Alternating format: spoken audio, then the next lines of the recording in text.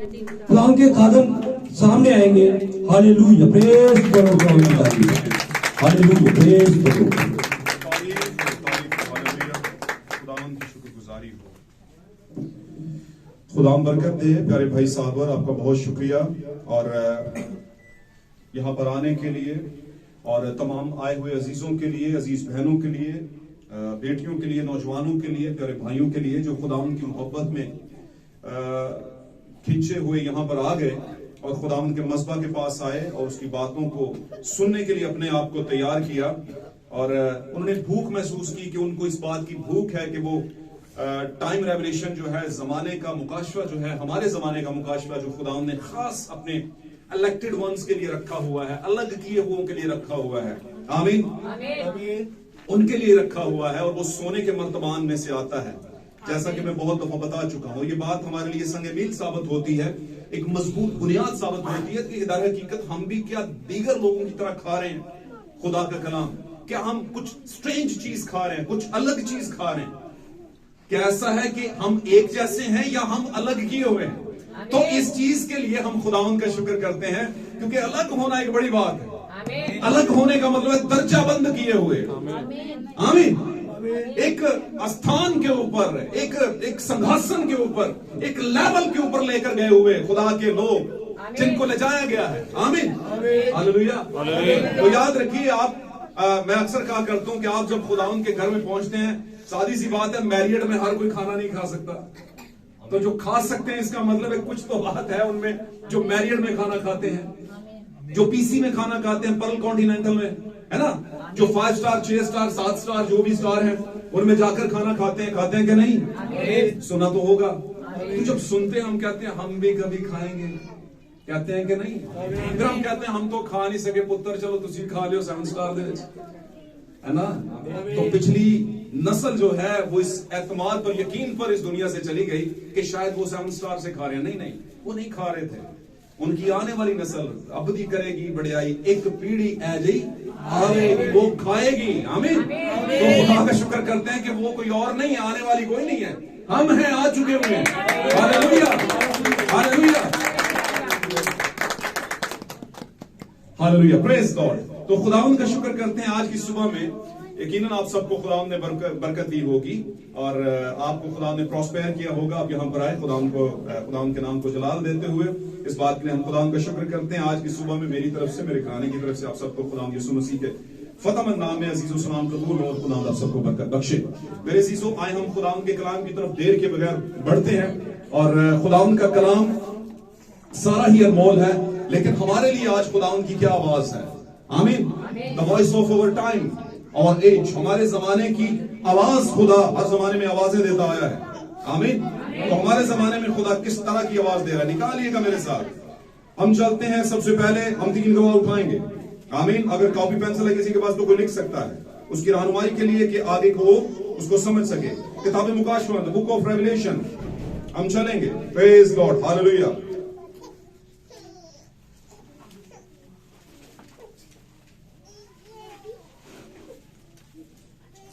और उसका चैप्टर 1 निकालेंगे हम,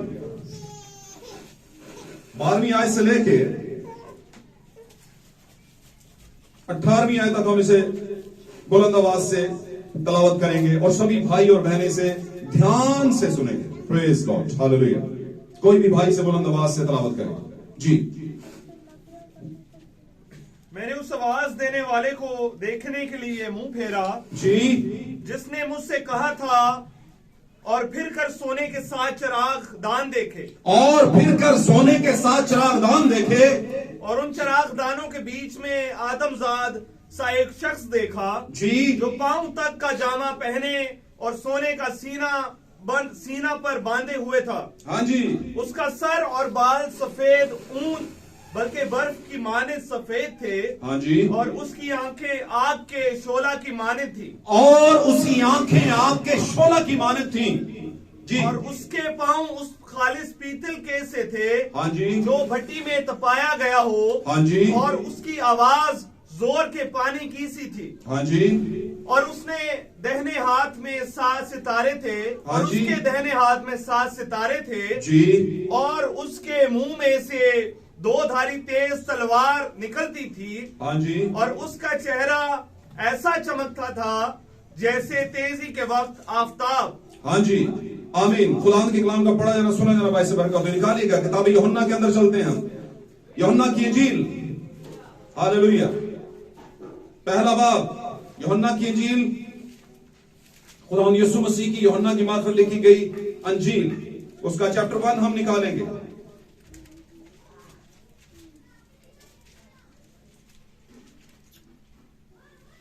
निकाल लिया? Hallelujah, praise God. आयत नंबर 14 से पढ़ेंगे जी। और कलाम मुजस्सम हुआ हाँ जी, और फजल और सच्चाई से मामूर होकर हाँ जी। हमारे दरमियान रहा, हाँ जी, और हमने उसका ऐसा जलाल देखा जैसे बाप के इकलौते का जलाल। यानी वो जो कलाम मुजस्सम हुआ था ऐसे लगता था जैसे बाप का पहला बेटा है, बाप का बेटा है, ऐसे लगता था क्योंकि बाप में से आया था। आमीन। निकालेंगे इमाल की किताब का 2 बाब, किताब इमाल यूहन्ना से आगे है, किताब अमाल चैप्टर 1, लूका रसूल की मार्फत लिखी गई किताब अमाल चैप्टर 1 निकालेंगे, चैप्टर 2 निकालेंगे, सॉरी जी। और उसकी पहली आयत से लेके 4थी आयत तक हम पढ़ेंगे, सभी गौर से सुनेंगे इसको। जब ईद पेंतीकोस का दिन आया, जब ईद पेंतीकोस का दिन आया तो वो सब एक जगह जमा थे, तो वो सब एक जगह जमा थे कि यकायक आसमान से ऐसी आवाज आई, हाँ जी, जैसे जोर की आंधी का सन्नाटा होता है, हाँ जी, और उससे सारा घर जहां वो बैठे थे गूंज गया, और उससे सारा घर जहां वो बैठे थे गूंज उठा, और उन्हें आग के शोला की सी फटती हुई जुबानें दिखाई दी, हाँ जी, और उनमें से हर एक पर आ ठहरी, और उनको आग के शोला की सी फटती हुई जबानें दिखाई दी, और उनमें से हर एक पर आकर क्या हो गई, ठहर गई जी। और वो सब रूह कुद्स से भर गए, और वो सब रूह कुद्स से भर गए, और गैर जुबानें बोलने लगे जी, जिस तरह रूह ने उन्हें बोलने की ताकत बख्शी। आमीन। खुदा के कलाम का पढ़ा जाना और सुना जाना मेरे चीजों हम सबों के लिए बायस से बरकत हो। और अगर किसी पर किसी भी तरह की मुश्किल का साया है तो आज वो इस कलाम के सादर होने के बायस आपकी जिंदगी से हट जाए, छट जाए, ये मेरी दुआ है। खुदा आपको बरकत दे। अजीजों तशरीफ रखिए, खुदा आपके साथ हो। Praise God. तशरीफ रखिए आप। हालेलुया। अभी एक और हवाला था, हवाले तो बहुत है, लेकिन मैं चाह रहा था कि बीच में वो उस हवाले को हम लेकर आएंगे। आमीन। एक बार हम खुदा की शुक्रगुजारी करते हैं, आंखों को बंद करके छोटी सी प्रेयर करते हैं, छोटी सी दुआ। Hallelujah, praise God. जलाल के बादशाह तेरी शुक्रगुजारी करते हैं इस खूबसूरत रोटी के लिए जो तूने दी है। बेशक तूने दी है, तूने हम तक पहुंचाई है, लेकिन खुदा बख्श दे कि आप इस रोटी को तू ही तोड़। खुदा जब तू इसे तोड़ेगा तो हर टुकड़ा एक अलग तरह का मजा देगा, एक तरह का मजा देगा, सॉरी खुदावन, और तू अपनी हुजूरी से एक ही रोटी में से सबको अपने बदन में से खिलाएगा और अपनी जलाली कुदरत की बातें समझाएगा खुदावंद आज। क्योंकि खुदावंद तू ही रोटी को तोड़ने वाला, और तेरा कलाम खुदावंद हमारे जमाने की रोटी है जो खुदावंद खुदा हम तक पहुंची है। बाबा आसमानी, मैं जानता हूं ये दीगर रोटियों की तरह नहीं है खुदा। मैं ईमान रखता हूं कि तेरे कलाम अक़दस में लिखा कि जब अमाउस की राह पर 2 लोग जा रहे थे, जब तू उनके साथ हो लिया तो रोटी तोड़ते वक्त वो समझ गए कि ये रोटी पहले भी किसी ने तोड़ी है। और खुदा तेरे रोटी तोड़ने का, तेरे कलाम को पेश करने का तरीका फर्क है खुदा। हर इस कलाम के अंदर खुदा इस रोटी के अंदर मोहर बंद है खुदा। तू इस मोहर को तोड़ ताकि तेरे लोगों को बात की समझ आए और खुदा इस जमाने के कलाम को वो रिसीव नहीं बल्कि कंसीव कर सके। खुदा हम तेरा शुक्र करते हैं, आ हमारी मिन्नत दुआन कबूल फरमा। यीशु मसीह के फतेहान नाम में ये दुआ मांगते और ईमान से पाते हैं, आमीन। Praise God. ध्यान लगाइएगा, खुदा आपको बरकत दे। हालेलुया। आज का हमारा मौजू है this is a strange fire. आज का हमारा मौजू क्या है? This is a strange fire. ये एक फर्क तरह की आग है। आप इसे डिफरेंट कह सकते हैं, अजीब कह सकते हैं, अलग तरह की कह सकते हैं। हर वो चीज जो अजीब लगे, जो दूसरों में पैचअप ना करे, अलग हो, माफूकुल फितरत हो, सुपर नेचुरल हो, वो अलग ही होती है। अजीब चीज अलग ही होती है। और आप जानते हैं यीशु मसीह की पैदाइश के टाइम पे फरिश्ता ने इस बारे में बयान किया था, नबी ने बयान किया था कि वो अजीब होगा, है ना। यशायाह नबी ने 9:6 के अंदर इस बात को बयान किया है कि वो अजीब होगा, मुशीर होगा, है ना। तो अगर यीशु मसीह अजीब है तो सादी सी बात है उसकी बातें भी क्या होंगी? स्ट्रेंज होंगी, अजीब होंगी। हालेलुया। और ना सिर्फ उसकी बातें अजीब होंगी मेरे अजीजों, उसकी तरफ से आई हुई आग भी, फायर भी अजीब होगी। Strange fire, this is the strange fire for you. ये आपके लिए अलग तरह की आग है। याद रखिएगा, मैं बातों को ज्यादा तूल नहीं दूंगा, लेकिन सादा लफ्जों में समझाने की कोशिश करूंगा। आग खुदा के रूह की अलामत है। पाक कलाम के अंदर आग एक रूह के निशान के तौर पर उतरी। आमीन। लोग समझते हैं गैर जुबान निशान है। नहीं नहीं नहीं, आग निशान है। आज से इस बात को आपने अपने पास रख लेना है और सही वाला रख लेना है। निशान क्या है? जुबान नहीं है, निशान क्या है? आग। और अगर आपके पास द फायर टोकन नहीं, आग का निशान नहीं, तो फिर जुबान ने जितनी मर्जी बोलने हासिल रसूल आपका जीरो। क्या आपकी जिंदगी में ऐसे हालात नहीं गुजरे? आपने ऐसी बहनों को, भाइयों को नहीं देखा जो कि गैर जुबानें बोलती हैं, बाइबल्स को होल्ड किए हुए हैं? भाई ब्रैनम हमारे जमाने की प्रॉक्सी लेकर आने वाले कहते हैं शेम ऑन यू, आपको शर्म आनी चाहिए कि आप कोई और तरह की तालीम जो किसी और आग के नीचे है उसको लेकर आए हैं। और लोग कहते हैं हम पर भी रूह की आग क्या है? उतरी है। आप जानते हैं जब रूह की आग उतरी थी तो गैर जुबानें बोली गई। हालेलुया। और जो रूह की स्ट्रेंज फायर, आसमान से उतरी हुई आग को रिसीव करते हैं, कंसीव करते हैं, उनकी गैर जुबानों में फिर कुछ फर्क होता है। वो पहाड़ा नहीं होता कि भर दे भर दे भर दे भर दे। ये बोल, तेज बोल तो आपका क्या हो जाएगा? कुछ ना कुछ तो निकलेगा। क्या ख्याल है? लोग पहाड़ खोदते हैं कि यहां से क्या निकलेगा? सोना निकलेगा, हीरे निकलेंगे, कान निकलेगी। सुना होगा किसी ने, लेकिन कभी कभी बीच में से निकलता क्या है? सही चीज नहीं निकलती। आमीन। तो आज लगे हमें खोदने पे। आमीन। भाई ब्रैनम कहते हैं कि आप जब एक बिलीवर हो जाते हैं तो आपका लगना चाहिए कि आप बिलीवर हैं। कहां से? कहां से? सबसे पहले आपके फलों से। आमीन। आपके फलों से, आपके कैरेक्टर से लगना चाहिए। और कैरेक्टर याद रखिएगा स्टेबल उसी वक्त होता है जब आप सही वाला अंदर से, आपके अंदर सही वाली आग है। और अगर ये आग कहीं द पिक्चर ऑफ फायर वाली है, तस्वीर है आग की और हिद्दत कोई नहीं है, उसमें गर्माहट कोई नहीं है, तो फिर ये आग टिकने वाली नहीं है ज्यादा देर। कहीं ना कहीं तो ये बहरूप जो है निकल कर सामने आ ही जाएगा। अपनों के सामने नहीं तो गैरों के सामने तो आ ही जाएगा। अगर आप मेरे साथ हैं, खुदा उनके जलाल के लिए जोरदार तालियां। Praise God, hallelujah, hallelujah, praise God.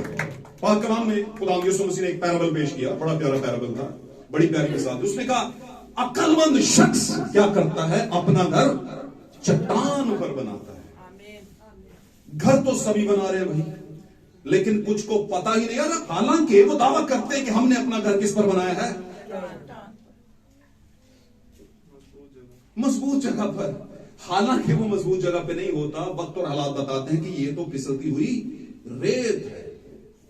आमीन। जरा सा पानी के नीचे से गुजरा ड्रम करके नीचे, और जिसकी फाउंडेशन चट्टान पर होगी, पानी जितना मर्जी लगाता रहे अपनी, है ना, जितना मर्जी रेजिस्टेंस आए वो नहीं गिरने वाला। जितना मर्जी को कहे साड़ी फूफी दा पुत्र, चाचे दा पुत्र, इंज दा पादरी है, उसकी मानो नहीं। अब बोलोगे जो कलाम है सबका बाप सबका पादरी है, मैं उसकी मानूंगा। सबका पादरी है ये कलाम। ये पादरियों के पादरी ने लिखा है, जिसने पादरियों को मैन्युफैक्चर किया, बनाया है, उस पादरी ने लिखा है। तो बनने वाली चीज बनाने वाले से कह सकती है कि तूने मुझे ऐसा क्यों बनाया? नहीं कह सकती। उसकी मर्जी। एक ही लोंदे से, एक ही पेड़े से, एक ही लंप ऑफ क्या उसे कहते हैं, सॉइल से, मिट्टी से, मड से, गारे से, एक ही पेड़े से वो जो मर्जी बना दे। क्या ख्याल है? तो ये भी आप बिल्कुल हैरान ना हुआ करें, बल्कि खुदा का शुक्र किया करें। मैं बताऊं आपको, हमेशा शुक्र वो नहीं करते जिनको शक पड़ा होता है कि हम बचेंगे या नहीं बचेंगे, हम पास होंगे या। जबकि पाक कलाम में लिखा हुआ है कि दुल्हन जो है एक जमाने में कहा गया था खुदा के मुकद्दसों के लिए अभी सबत का आराम बाकी है, सुकून बाकी है। लेकिन इस जमाने के लिए, इस जमाने में जिसमें मैं और आप जी रहे हैं, 7वां जमाना, इसके अंदर दुल्हन जो है उसके लिए ये लफ्ज नहीं आते अभी बाकी नहीं है, वो आराम में है, वो आराम में है। उसे पता है कि मैं तो ठीक हूं भाई, आमीन। उसे पता है कि मैं क्या हूं, ठीक हूं। तो क्या है, अक्लमंद शख्स अपना घर कहां पर बनाता हो? ये कौन सी अकल है? पाकला में लिखा, पौलुस ने कहा हमारे अंदर कौन सी अकल है? मसीह की अकल है। तो मसीह की अकल वाले अपना घर किस पर बनाते हैं? चट्टान पर। आप जानते हैं चट्टान खुदा के घर की भी अलामत है, पहाड़ खुदा के घर की अलामत है। यीशु मसीह हमारी चट्टान है। सब कुछ अल्टीमेटली, एब्सोल्युटली, कुल मिला के जो बात कलाम से निकलेगी, सादर होगी, वही हमारी क्या है? चट्टान। आमीन। और खुदा हर किसी को चट्टान पे लेकर भी नहीं जाता, और हर कोई जा भी नहीं सकता, है ना? आपने देखा होगा हर कोई ट्रैक 1 2 3 जिस पे जाते हैं आजकल लोग, कोई भी नहीं जा सकते, रोड से नहीं जा सकते। जाते वो ही हैं जिनको लगी होती है कुछ, या नहीं यार कुछ तो करेंगे, है ना? एक समझदार बंदे ने कहा था कि किसी साइंसदान ने कहा कि नहीं, लोहा उड़ नहीं सकता, चांद पर कौन जाएगा, कोई माई का लाल नहीं जा सकता। एक जमाना आया, नील आर्मस्ट्रांग ने इस बात को साबित कर दिया कि मैं हूं वो माई का लाल, मैं चांद पे कदम रखूंगा। हालेलुया। तो बातों के अंदर रेवलेशंस होती हैं। ये जो बातें दुनिया में हो रही होती हैं, इनके अंदर भी आपके लिए क्या है? रेवलेशन है। भाई बहनों, हमारे जमाने के नबी कहते हैं मेरी सबसे पहली बाइबल कौन सी है? नेचर, दुनिया से मैंने सीखा है कि असल में इसका पॉजिटिव क्या है, क्योंकि दुनिया तो कुल मिला के नेगेटिव है, नेगेटिव है, नेगेटिव है। दुनिया पॉजिटिव नहीं है। अगर पॉजिटिव होती तो खुदावंद कहता दुनिया के हम शक्ल बनो, दुनिया के साथ चलो, बल्कि वो कहता है दुनिया के हम शक्ल ना बनना, क्योंकि दुनिया की शक्ल बिगड़ी जा रही है, बिगड़ती जाती है। क्या ख्याल है? बस ये शक्ल क्या होती है? क्या ये नहीं, ये वाली नहीं, ये तो जो हो गया सो हो गया। तो बिगड़ाओ किस में आ सकता है? उकाब का बच्चा चूजों में खा सकता है, इसमें क्या प्रॉब्लम? प्रॉब्लम है। एक वक्त आएगा, वॉइस आएगी, आवाज आएगी, मामा उकाब आवाज देगी, और फिर ये सोचना शुरू करेगा होना उकाब का बच्चा चाहिए, बनावटी उकाब का बच्चा नहीं होना चाहिए। समझ रहे हैं कि नहीं समझ रहे हैं? अगर बनावटी उकाब का बच्चा है तो फिर रहेगा चूजों में, और है भी चूजा ही। आमीन। This is the age of the releasing of strange fire. ये है अलग तरह की, अजीब तरह की आग का खुदावन की तरफ से छोड़ा जाना। ये जमाना। आमीन। तो मैंने आपको ईमाल में पढ़ाया, सबसे पहले मुकाशवा में पढ़ाया, ईमाल में लेकर गया, यूहन्ना में लेकर गया। यूहन्ना में मैंने एक हवाला इसलिए पढ़ाया कि आपको लगे पता कि ये जो मुकाशवा में नजर आता है ये कौन है? ये यूहन्ना का मुजस्सम करदा, उसके मुताबिक जो उसको रोया मिली, यूहन्ना को रोया मिली, और यूहन्ना ने उस रोया के जरिए लिखा। इब्तिदा में क्या था? कलाम था, और कलाम खुदा के यहां वाला साथ, यहां साथ खड़ा वाला साथ नहीं, यहां वाला साथ। बात समझे हो? और मैं अगर इसको कहूं कि अंदर था तो ये ज्यादा ठीक है, क्योंकि अंदर वाला साथ जो होता है बकायदा वाला साथ होता है, वो साथ छोड़ता नहीं। फिर क्या ख्याल? यहां वाला साथ। और यूनानी जुबान के अंदर तर्जमे में लिखा है, तर्जम पढ़िएगा, वहां पर लिखा है, अगर जानवन उसकी इंग्लिश में जाए आप तो लिखा है कि कलाम खुदा के, लोगोस खुदा के अंदर था। लोगोस, कलाम और लोगोस की डेफिनेशन है खुदा का इरादा, खुदा का ख्याल, खुदा की सोच खुदा के अंदर थी, और सोच कलाम बनी। यही इरादा, यही सोच कलाम बनी, और जब कलाम बनी तो सीधा ये कलाम फरिश्ते के जरिए से चला गया। ये सोच, ये ख्याल, ये इरादा चला गया, फरिश्ता लेकर इस सोच, इरादे, ख्याल को सीधा अपने जमाने की कुंवारी के पास, उस जमाने की कुंवारी के पास। कुंवारियां क्या बहुत ज्यादा वहां पे बहुत ज्यादा होंगी क्या? इस कॉलोनी में बहुत सी बैचलर्स स्पिंस्टर बच्चियां नहीं है, गैर शादीशुदा बच्चियां नहीं है ना? है, लेकिन हर कोई बुलावे में नहीं है। इसी तरह यरूशलेम के अंदर क्या ख्याल है? मैं इसको और साधारण करता हूं, नॉर्मल करता हूं, आपके लिए आसान करता हूं। क्या हमारे आईन के अंदर बहुत सी कलीसियां नहीं है, कुंवारियां नहीं है? है भाई, लेकिन क्यों खुदावंद अपना मैसेज अपने मैसेंजर के जरिए से, जो कि सातवें कलीसियाई जमाने का फरिश्ता है, उसके जरिए नॉमिनेटेड कुमारी के पास ही भेजता है, और उसी को समझ आता है, और वो ही कहती है मेरे लिए तेरे तौल के मुआफिक हो। Hallelujah, praise Lord. हर कुमारी ऐसा नहीं कहती है मैं ये तो छोड़ सकती हूं लेकिन ये छोड़ नहीं सकती। अच्छा चलो ये कर लूंगी पर ये नहीं कर सकती। वो कहता फिर तो कुमारी नहीं है। और ये कहने के लिए उसे जाना नहीं पड़ता, क्योंकि दिलों का परखने वाला जानता है कि रूह की क्या नियत है। क्या आमीन। तो कलीसियाओं में एक रूह जो है वो प्रवेश कर रहा है, एक सरवाइव कर रहा है, उनमें छाया हुआ है, और वो नियत है उस कलीसिया की, वो रूह जो उतरा हुआ है।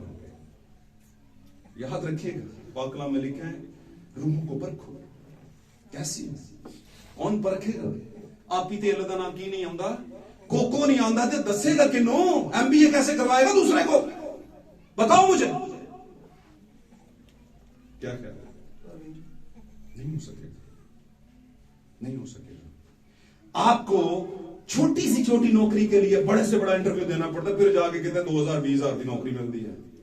तो ये क्या नौकरियों से भी बड़ी नौकरी नहीं है? क्या ख्याल है? तो इसमें कोई इंटरव्यू सख्त होगा, सख्त इंटरव्यू में से गुजरना पड़ेगा। अगर आपको नॉर्मल हाँ मैं ये कहता हूं कि जब आपको सख्त खाने की जरूरत पड़ जाएगी ना, आदत, फिर आपको मुलायम चीजें नहीं, आप बोलोगे मैं कोई बच्चा हूं, बच्ची हूं, मुझे सही वाला रेवलेशन दो। जो नहीं सुनी वो बताओ। हालेलुया। तो मेरे अजीजों, this is the strange fire. ये जो कलाम आया है, मैंने वहां पर कहा कि इब्तिदा में कलाम था, कलाम खुदा के यहां था, साथ था, और वही कलाम ने जिस्म ले लिया, और जिस्म लेकर ऐसे लगा लोगों को, देखने वालों ने कहा ये खुदा का पहलौठा है, बेटा है, इकलौता है। आमीन। यीशु मसीह पहलौठा भी है। और कैसे बताइएगा, ये फेज 1 फेज 2 में लेके जा रहा हूं आपको, थोड़ा सा सीख ले बीच में, थोड़ा सा पहले बात। कुछ लोग कहते हैं यीशु मसीह खुदा का, बोलिए मैंने बोला खुदा का क्या था? वो बेटा तो था, इकलौता था। कुछ लोग कहते हैं यीशु मसीह खुदा का पेश है, पहलौठा था। अब आप मुझे बताएं, पहलौठा था या इकलौता था? बहुत बड़ा रेवलेशन है भाई बहनों, जाने समझे इस पॉइंट को ले ले। इकलौते का क्या मतलब होता है बताइए मुझे। एक ही है बस यार, एक ही रहा है बुढ़ापे तक, एक ही पुत्र, इकलौता। तो साथ में कह रहा है पहलौठा भी है यार। यहां पे तू इकलौता ना कहे या पहलौठा ना कहे, पहलौठे का मतलब इसके बाद और भी होंगे।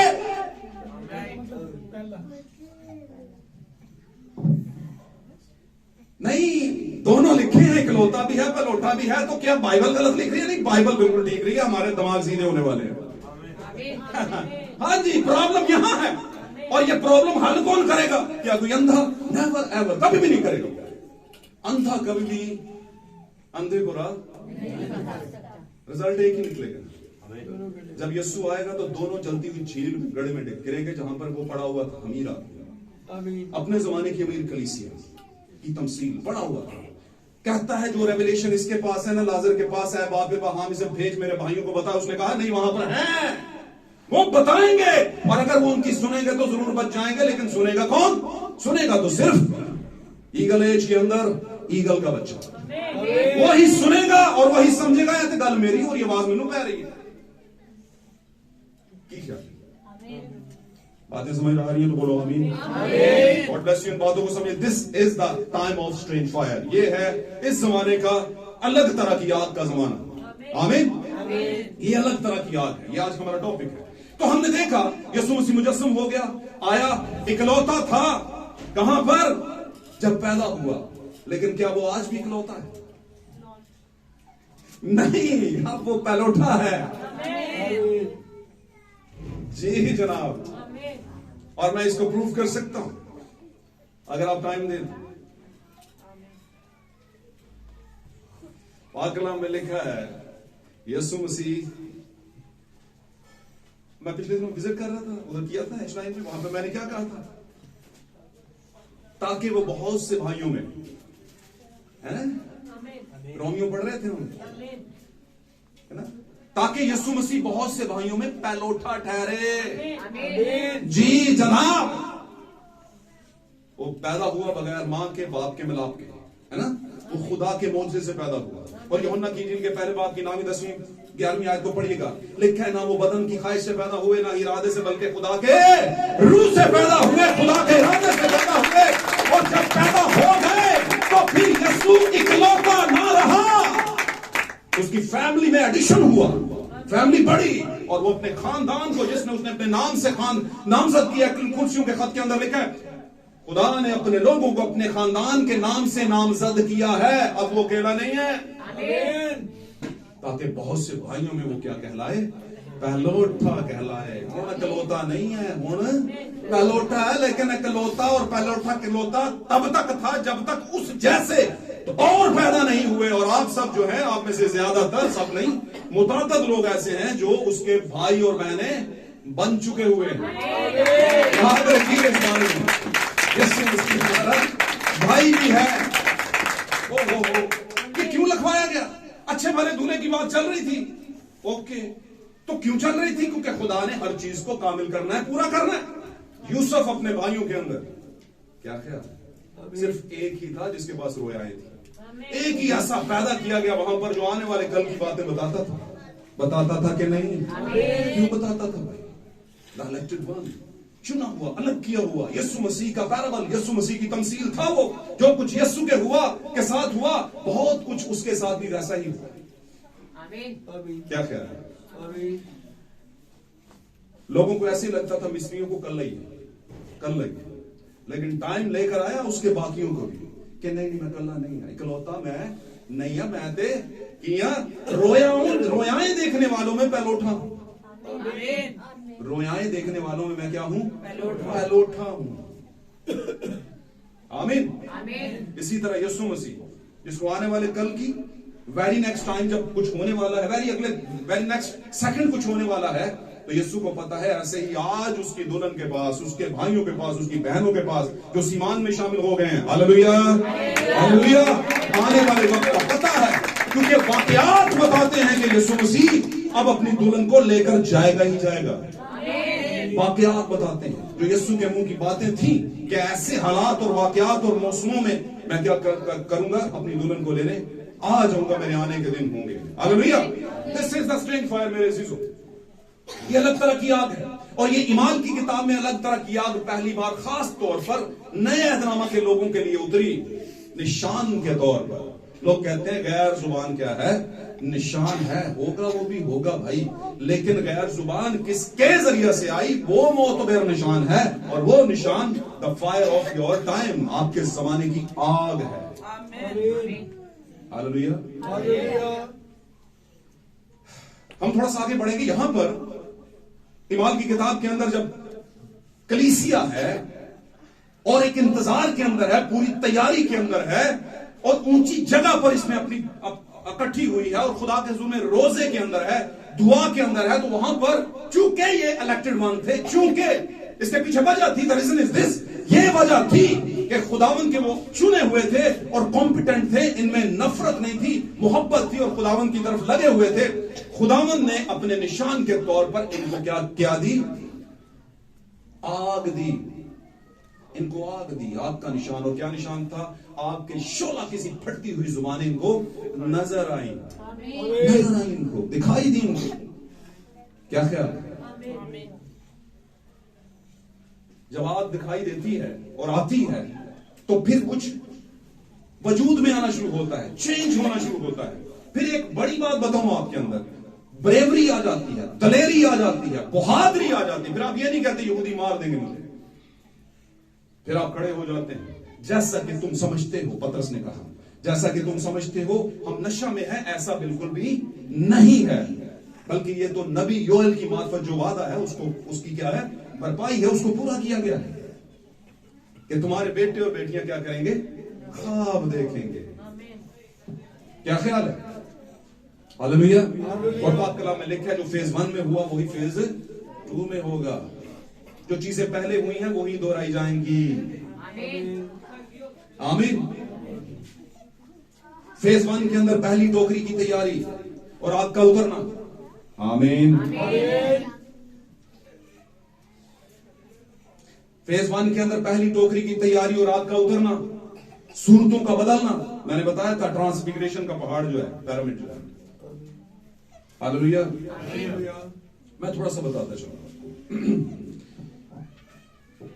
काफी कुछ है लेकिन मैं इसको बताने की कोशिश करूंगा। आग के शोला किसी फटती हुई जुबानें हैं यहां पर कलीसिया पर उतरी हैं और उनमें कुछ बदलाव आया, कुछ ईमान की ताजगी आई है और वो खड़े हो गए, कैद खानों में जा रहे हैं। आगे चलिए आप सिनेरियो देखे, आप पढ़िएगा जब ईमान की किताब के अंदर रसूलों के अमाल, असल में रसूलों के अमाल नहीं है, रसूलों के अंदर यीशु मसीह के रूह की हालत में अमाल है। यीशु खुद अंदर अमाल कर रहा है, क्योंकि पाक कलाम में इस बारे में शहादतें मिलती हैं, शहादतें मिलती हैं कि खुदा का रूह किसमें था, यीशु में, और यीशु का रूह किसमें है, उसकी कलीसिया में। आमीन। और कलीसिया में रसूल आते हैं, ये सारे लोग इब्तदाई कलीसिया में आते हैं, और फिर जब रसूल भी चले गए तो इस जमाने के अंदर एक आग आई नबी के जरिए से। उस आग को देखा जा सकता है, उस आग की तस्वीरें ली गई और वो आज तक आ रही है। और जिस कलीसिया पर उस आग का मसा होता है वो कलीसिया समझती है, अपने जमाने के कलाम को, कौल को कबूल करती है। हालेलुया। और वो आग उनकी जिंदगी में तब्दीली भी लेकर आती है, अगर उसको कंसीव करे तो। फिर अगर उस आग को ले वो अपनी जिंदगी में तो फिर तो तब्दीली आएगी, और अगर नहीं आएगी तो पास जलती रहे, खाना कभी नहीं बनेगा। कुछ तो हमें करना पड़ेगा। हालेलुया।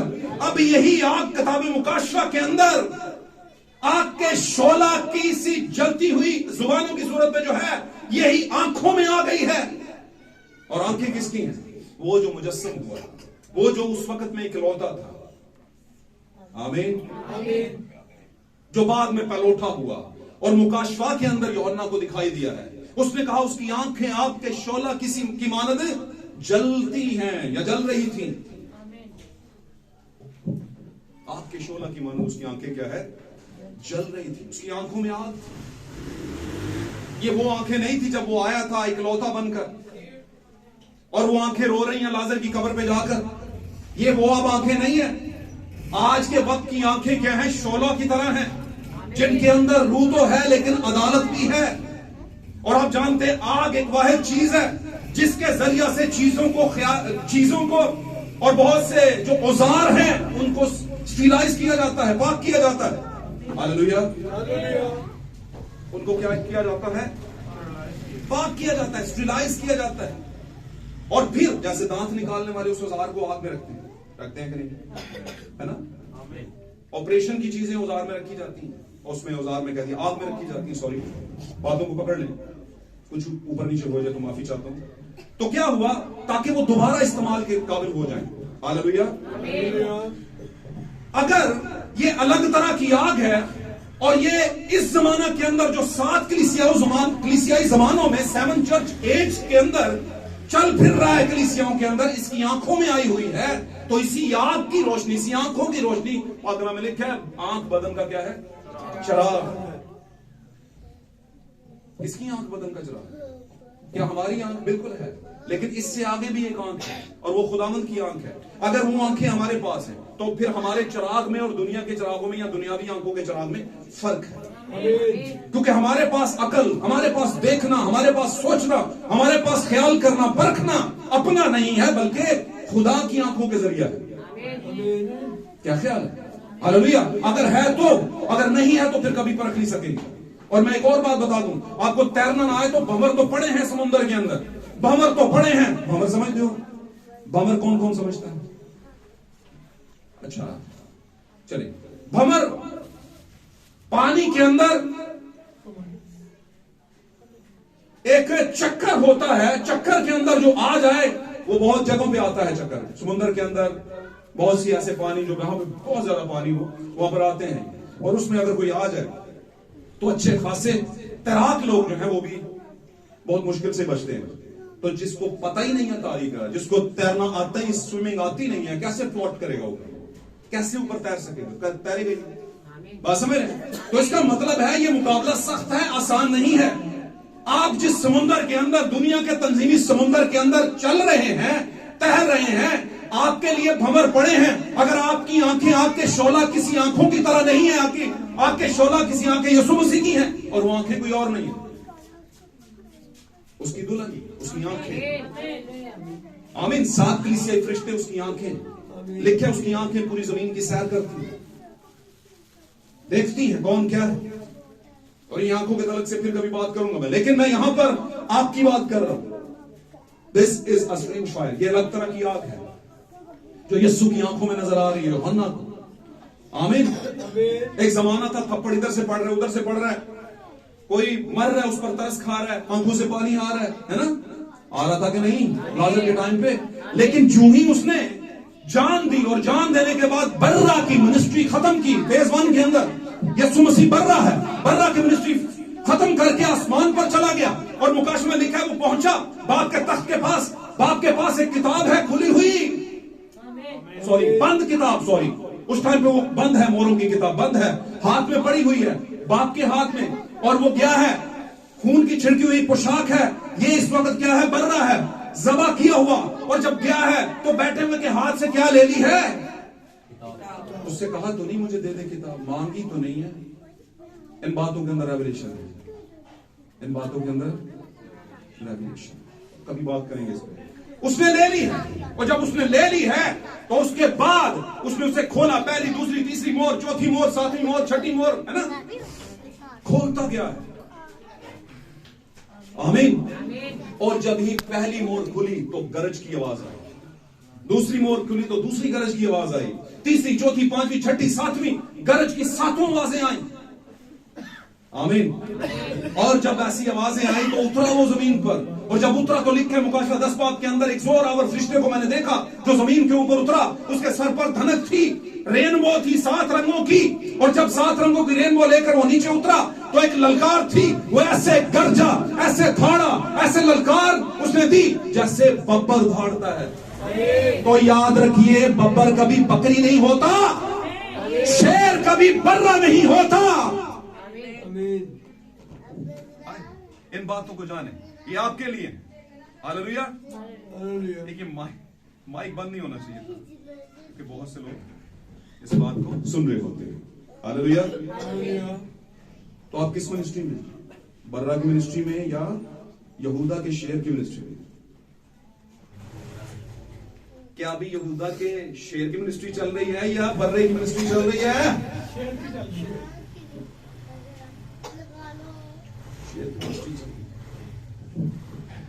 क्योंकि उसने अपना जो कीमत देनी थी वो तो दे दी, अब वो मजीद बर्रा नहीं रहा।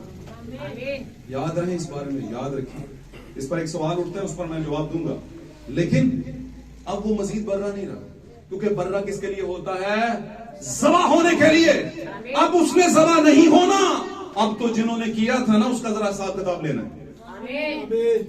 उनका जरा हिसाब किताब लेना है। बातें समझ आ रही हैं? किन्हों किन्हों नहीं आ रही? और गुड, बातें समझ आनी चाहिए। This is the time of strange fire, ये अलग तरह की आग का जमाना है भाई, ये तंजीमी आगों का जमाना नहीं। जाओ, आपको मैं क्यों इस बारे में, क्योंकि मुझे ये बातें इसलिए बतानी पड़ती हैं कि ये वो पहाड़ा है जो आज दुनिया भूल चुकी हुई है, ये वो बातें बुनियादी फाउंडेशन है उसको भूल चुकी हैं। लोगों का आज चर्च में जाने का म्यार वैसे क्या है? मुंडा कोई पसंद करना हो कहते आवी होवे, आवी होवे, आवी होवे, आवी होवे, है कोई एक दो चीजों में नहीं तो छड्डो परा और कोई लेने कहते हैं कि नहीं। ऐसे तरह उधर भी मुसीबत पई होती है, कुड़ी होवे ते एवी होवे, एवी होवे, एवी होवे, है ना? कोई 2 चीजें नहीं, छड्डो दफा करो, किते होर वेख लेने 2 मिनट लगाते हैं हम, हैं छोड़ने में और पसंद करने में, क्या ख्याल है? तो ये क्या है ना, एवं ही वाला व्यवहार है? नहीं नहीं, सख्त मामला। उसने कहा पादरियों, उस्तादों, सॉरी उस्ताद की खिदमत कर रहे हो, जरा ध्यान ना करो, साहब बड़ा खतरनाक एहतसाब होगा, जजमेंट डे वाले दिन मैं पकड़ूंगा और लिखा है जो सही नहीं करेगा बहुत मार खाएगा। समझे हो कि नहीं? तो लोग कहते हैं ये क्या है, पंजाबी में हमारे यहाँ बड़ी मशहूर मिसाल है, हलवा है खा लो भाई। हलवा नहीं है, गो के ये हलवा है, पर किनके लिए? उकाबों के हलवे में और चूजों के हलवे में कुछ तो फर्क होता है। बार बार कहता हूं ਤੁਹਾਡੀ पहचान करा रहे हैं ਤੁਹਾਨੂੰ खनवादा अपना खानदान अपना फैमिली बैकग्राउंड अपने फोर फादर्स को अबाओ अजदाद को जद्दे अमजद को जाने समझे कहां से हैं आप कि तुसी भी आंगी विच चलण दो भाई जी कोई नहीं इको जो नहीं है कम से कम यहां पे जो बंदा खड़ा है वो तो नहीं कोई वो नहीं है और ना किसी को रहने दे हालेलुया बातों को सुनिए बातें आपके लिए रहनुमाई लेकर आएंगे जल्दी इसको खत्म करता हूं मैं अपने मुद्दे की तरफ जा रहा हूं याद रखिए जिस पर सही उसके जमाने की आग होगी वो जमाने की आग के तहत सैंक्टिफाई होकर बोलेगा स्टीलाइज होकर बोलेगा साफ सुथरा होकर ट्रांसपेरेंट बोलेगा उसमें रियाकारी नहीं होगी उसमें छल नहीं होगी क्योंकि यीशु के मुंह में छलना था छल का मतलब छलावे बैरूपियां क्योंकि ये मसला है यहां पर मैं उस तरह की जुबान नहीं इस्तेमाल करना चाहता लेकिन आप देखिए एनालिसिस कीजिए तजर्बा कीजिए जाए कलीसियाओं में देखिए और अक्सर ना हम कहते हैं दुनिया मेकअप करती है नहीं नहीं नहीं ये कलीसियाई मेकअप भी होता है मेकअप का मतलब असल में क्या है जो मैं हूं वो नजर ना आऊं उससे कुछ आगे की चीज नजर आऊं तो यीशु ने क्या कहा था जो मैं हूं सो हूं भाई वही हूं जो बताओ उनको जो मैं हूं वो हूं ने तुम्हारे पास भेजा है बात समझ रहे आगे चलते हैं जिस पर सही आपको पता है कलीसिया का आगाज कहां पर हुआ है कहां पर हुआ है 120 से आप और मैं शुरू हुए हैं हमारी नस्ल शुरू हुई है वैसे आदम से बहुत से लोगों की हुई है लेकिन हम अपने आदम से शुरू हुए हैं क्या ख्याल है आपका मलाकी तक और यस्सु की जान देने से पहले पहले तक सभी आदम की नस्ल में से हैं उस वक्त हम भी हैं एक फेज के अंदर लेकिन जो ही यीशु मसीह की पसली छेदी गई खून जारी हुआ तो कुछ हुआ और वो जो हुआ वो मैं और आप हैं उसकी पसली में से निकले गए निकाले हुए पहले आदम की पसली से नहीं जो गिर पड़ेंगे साफ पाया तो उतरा साइंस दियां गल्लां कीतियां आय हाय मैं सोचता हूं भाई रानम कहते हैं कैसी मीठी जुबान इस्तेमाल की होगी उसने है उन्हें पता ही बंदा सख्त है बंदा तो डायरेक्ट बात खुदा दा बेटा है बंदा तो बुनियादी तखलीक है उन्होंने मैं किंज तोड़ांगा चलो ਉਹਦੇ ਵਿੱਚੋਂ ਜਿਹੜੀ ਅਗਲੀ ਕਾਪੀ ਨਿਕਲੀ ਹੈ ਨਾ ਉਹਦੇ ਨਾਲ ਚੱਲ ਰਹੇ हैं और है भी सिर्फ नाजुक है उसे वैसे भी जरा साइंस जानने का ज्यादा शौक है नॉर्मली वैसे ये एक रूह है जो समझती है कि मैं मर्द से मैं क्यों नहीं मैं भी कर सकती हूं वो जहाज चला सकता है तो मैं क्यों नहीं वैसे ये आपस की बात है आज की दुनिया में हमें बहुत अच्छा लगता है कि कोई जहाज चला रही है औरत है ना गाड़ी चला रही है ना डॉक्टर है बाजीगर लगता बहुत अच्छा है पर है अच्छा नहीं क्योंकि खुदा की तरतीब जो है उसकी टांगे ऊपर और सर नीचे की हो कभी बैठ के बात करेंगे इस पे किसी ने करनी हो तो जरूर कीजिएगा बागबानी का किसको ठेका दिया था हैं? हम अंत नहीं देता बीज का किसको दिया था मर्द को दिया था आज भी मर्द के पास बीज है समझे होगे नहीं तो इस बीज का हक भी किसके पास है आमीन तो हम कहते हैं नहीं औरत बोए पढ़े बाइबल खो जाओगे और बड़का मारे वैसे मैंने कितनी बार ऐसे किया होगा कि नहीं आ जाता है क्योंकि खुदा के रूह के फ्लो के अंदर होते हैं क्या ख्याल है और इस पर मैं बात नहीं करूंगा ये टॉपिक निकल जाएगा लेकिन इसका सर जो है वही है this is the strange fire ये अलग तरह की आग है आग सही होगी तो मामलात सही होंगे वरना नहीं होंगे वरना फिर अलीमरी और अलीमरी खेलिए खेलते थे ना पुराने जड़े ने उन्होंने पता है क्योंकि मैं भी पुराना ही जाहिर है उसे चलो छोटा थे लेकिन उसी वक्त दे विच उसी टाइम रेंज के अंदर आते तो हमें पता रली मिली एक गेम होती है तो रली मिली खुदा नहीं पसंद करता रली मिली खेलो वो कहता है दो तरह की तार का कपड़ा नहीं पहनना है एक खेत के अंदर दो तरह का बीज मत बोना कहा था कि नहीं कहा हुआ है उसमें क्या कुत्ते की और फाशा की खर्ची कुत्ते की खर्ची और फाशा की उजरत खुदा के घर में ना लाना ये कहा हुआ है कि नहीं? लिखा हुआ है। हर चीज का कानून तो सेट है, पर जानेगा कौन? जानेगा वही जो अपने जमाने की सही वाली अलग तरह की आग के नीचे होगा।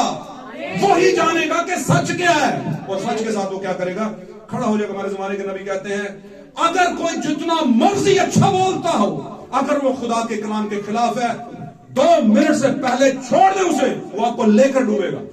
छोड़े उसे, अभी छोड़े। अगर नहीं छोड़े तो महसूस लगेगा आपको वो कोड़ की तरफ खाता जाएगा, और आप उसकी इज्जत करते करते करते करते जहन्नम में चले जाएंगे, अपने गुनाहों का गड़ा बढ़ते जाएंगे। कहते उसी टाइम पे छोड़े। हर वो लफ्ज कहते जो कलाम से बाहर है, छोड़ दें उसे। कलाम से बाहर का मतलब समझते हैं? कुछ लोग ना और भी गल करते हैं जो लिखा नहीं है, तो हम ये कहते हैं कलाम से बाहर का मतलब जिसका इशारा कलाम दे, उसके अलावा भी कुछ और लेकर आ जाओ।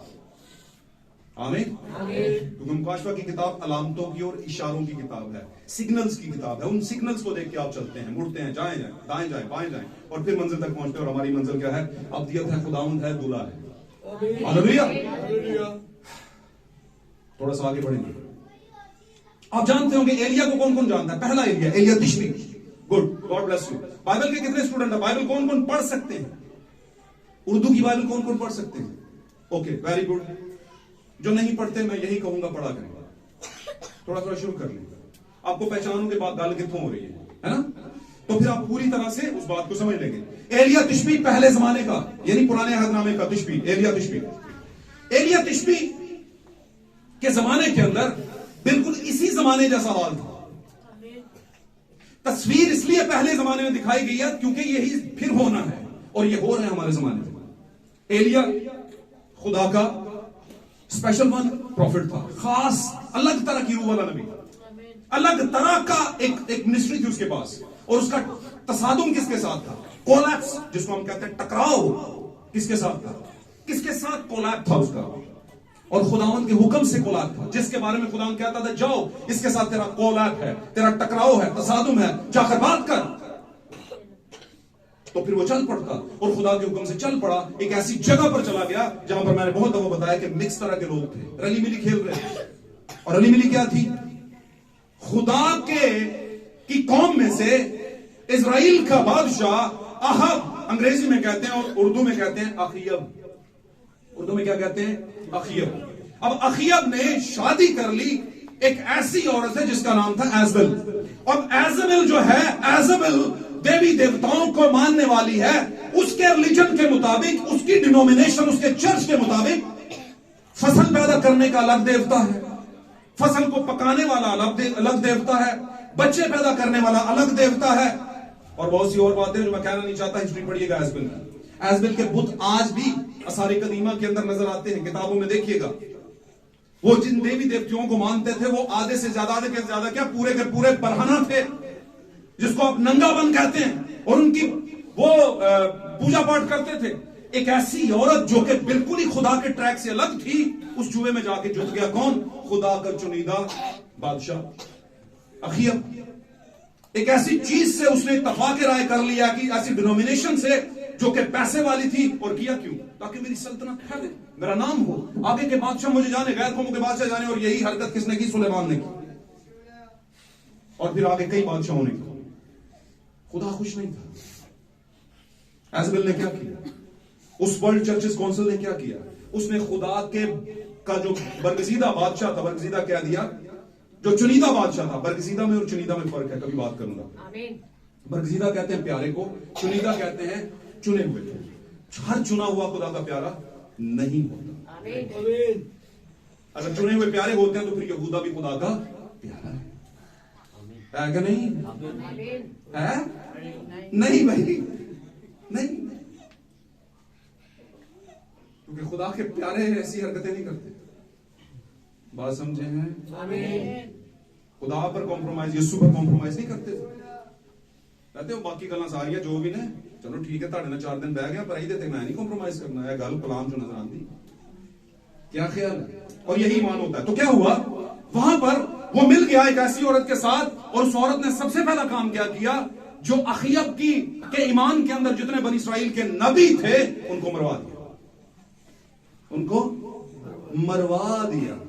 लेकिन खुदावंद ने काम किया, खुदावंद ने वहां से 100 लोगों को, 100 नबियों को वहां से कमोबेश 100 नबियों को निकाला और एक गार में रखा और एक बंदे के जरिए से उनकी परवरिश करता रहा, क्योंकि खुदा अपने आप को बेनिशान नहीं छोड़ता, अपनी नबूवतों को कायम रखता है, बचाता है। हालेलुया।